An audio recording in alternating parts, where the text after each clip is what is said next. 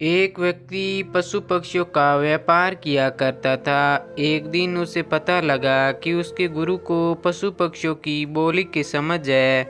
उसके मन में ये ख्याल आया कि कितना अच्छा हो अगर ये विद्या उसे भी मिल जाए तो उसके लिए भी यह फायदेमंद हो। वह पहुंच गया अपने गुरु के पास और उनकी खूब सेवा पानी की और उनसे ये विद्या सिखाने के लिए आग्रह किया।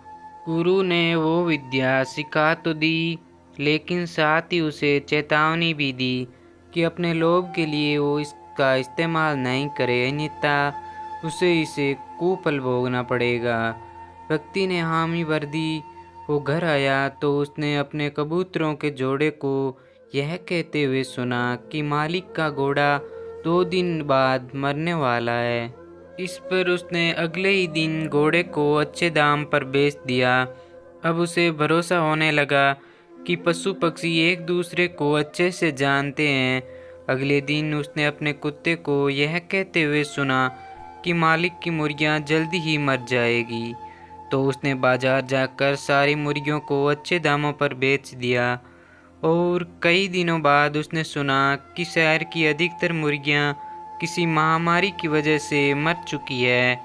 वो बड़ा खुश हुआ कि चलो मेरा नुकसान नहीं हुआ।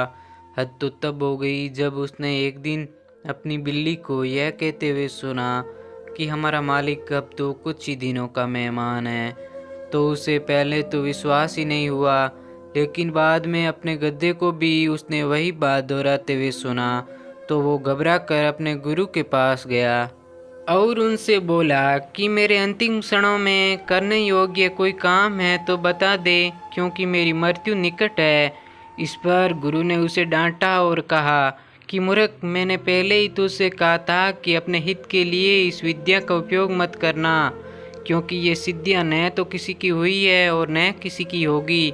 इसलिए मैंने तुझसे कहा था कि अपने लाभ के लिए और किसी के नुकसान के लिए इनका प्रयोग मत करना।